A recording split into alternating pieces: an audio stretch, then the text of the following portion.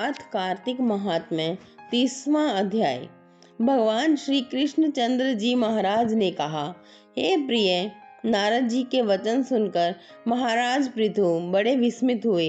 अंत में उन्होंने नारद जी का पूजन करके उनको विदा कर दिया। इसी कारण माघ, कार्तिक और एकादशी, यह 3 व्रत मुझे अत्यधिक प्रिय हैं। वनस्पतियों में तुलसी, महीनों में कार्तिक, तिथियों में एकादशी और क्षेत्रों में श्री द्वारका जी मुझे बहुत प्रिय हैं। जो प्राणी जितेंद्रिय होकर इनका सेवन करता है, वह यज्ञ करने वाले प्राणियों से भी मुझे अधिक प्रिय होता है। जो प्राणी विधि विधान से इनकी सेवा करते हैं, उनके अनुग्रह से सभी पाप दूर हो जाते हैं। भगवान श्री कृष्णचंद्र जी महाराज के वचन सुनकर सत्यभामा ने कहा, हे नाथ, आपने यह बात बड़ी आश्चर्यजनक कही है कि दूसरे के लिए पुण्य के फल से कलह की मुक्ति हो गई। यह प्रभावशाली कार्तिक मास आपको अत्यधिक प्रिय है कि जिसे पतिद्रोह का पाप केवल स्नान के पुण्य से ही नष्ट हो गया। दूसरे प्राणी द्वारा किया हुआ पुण्य उनके देने से कैसे मिल जाता है, यह आप मुझे बतलाइए। इस पर भगवान श्री कृष्णचंद्र जी महाराज ने कहा, बिना दिया हुआ पुण्य और पाप जिस कर्म द्वारा मिलता है, सो सुनो। सतयुग में देश, ग्राम तथा कुलों का दिया पुण्य या पाप मिलता था, किंतु कलयुग में केवल कर्ता को ही पाप और पुण्य का फल भोगना पड़ता है। संसर्ग न करने पर भी यह व्यवस्था कही गई, और संसर्ग जैसे पाप व पुण्य दूसरे को कैसे मिलते हैं, उसकी व्यवस्था भी सुनो।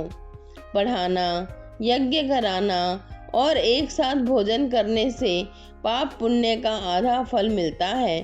एक आसन पर बैठने तथा एक सवारी चढ़ने से, श्वास के आने जाने से पुण्य व पाप का चौथा भाग प्राणी मात्र को मिलता है।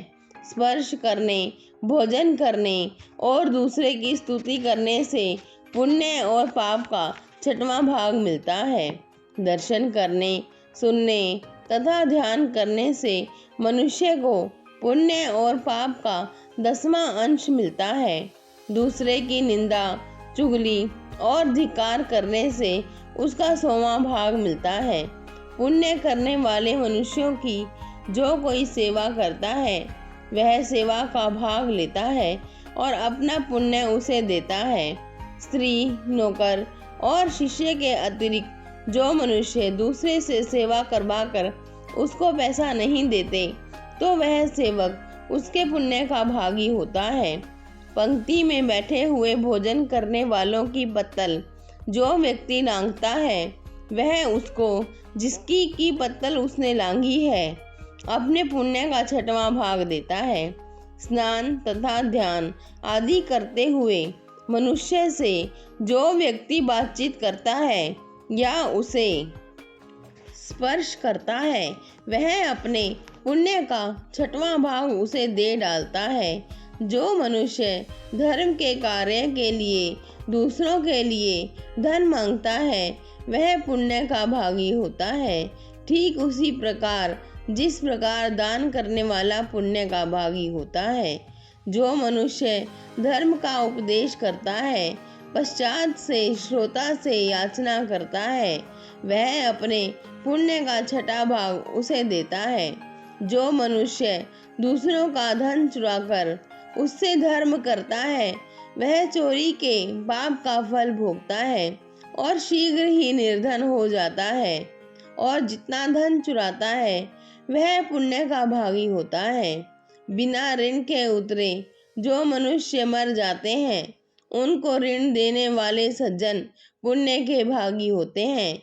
शिक्षा देने वाला, सलाह देने वाला, सामग्री को जुटाने वाला तथा प्रेरणा देने वाला, यह सब पाप और पुण्य के 6ठे भाग को प्राप्त करते हैं। राजा प्रजा के पाप पुण्य के 6ठ अंश का भागी होता है।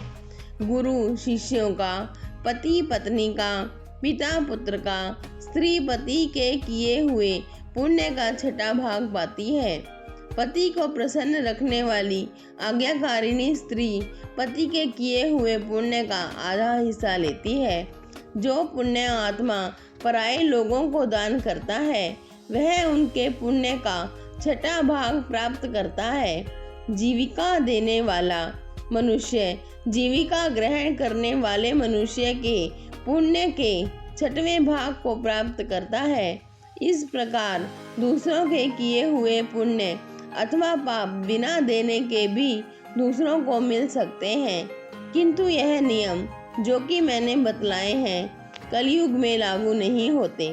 कलयुग में तो एकमात्र कर्ता को ही अपने पाप व पुण्य भोगने पड़ते हैं। इस संबंध में एक बड़ा पुराना इतिहास जो कि पवित्र भी है और बुद्धि का देने वाला भी कहता हूँ, ध्यान पूर्वक सुनो। 30वां अध्याय समाप्त।